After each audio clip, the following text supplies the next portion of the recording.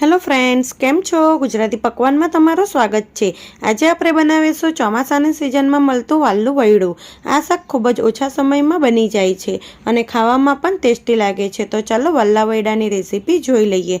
Friends, recipe સારી લાગે તો આવી જ બીજી નવી રેસીપી જોવા માટે મારી ચેનલને સબસ્ક્રાઈબ કરજો। તો તમે જોઈ શકો છો, આ રીતના માર્કેટમાં તમને ચોમાસાની સિઝનમાં વાલ્લું વટ્ટું કે વાલ્લું વૈડું મળે છે।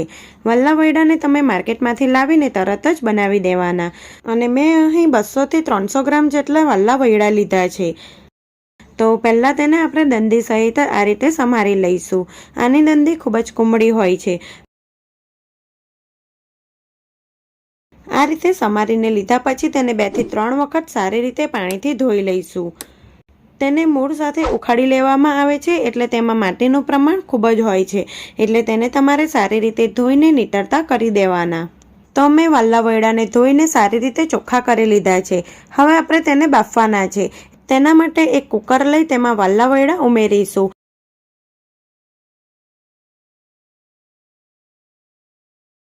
અને તેમાં 2 કપ જેટલું પાણી ઉમેરીશું અને કુકરનું ઢાંકણું ઢાંકી 1 થી 2 વિસલ કરી લઈશું। આ રીતે વાલ્લા વૈડા બાફવાથી તે અરમાં નહીં લાગે। અહીં તમારે વધારે વિસલ નથી વગાડવાની। તો અહીં કુકરની 2 વિસલ વાગી ગઈ છે અને તમે જોઈ શકો છો વાલ્લા વૈડા સરસ બફાઈ ગયા છે।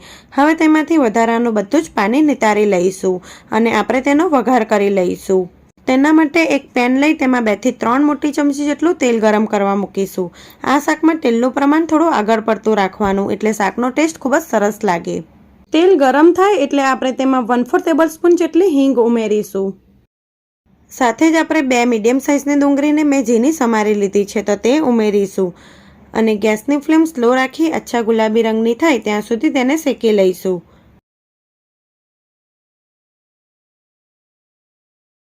તો 2 થી 3 જ મિનિટમાં તમે જોઈ શકો છો ડુંગળી સારી રીતે સતળાઈ ગઈ છે। તો જે વાલ્લા વૈડા બાફીને રાખ્યા છે તે ઉમેરી દઈશું અને સાથે જ તેમાં મસાલા પણ કરી દઈશું।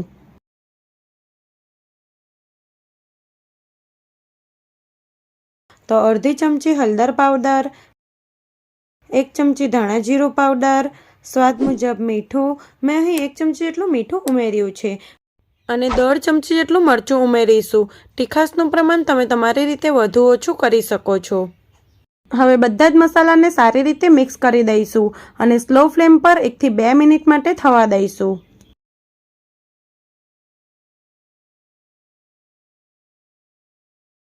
પછી તેમાં 1/4 કપ જેટલું પાણી નાખી સારી રીતે મિક્સ કરી દઈશું અને ઢાંકણું ઢાંકી સ્લો ફ્લેમ પર 2 થી 3 મિનિટ માટે થવા દઈશું।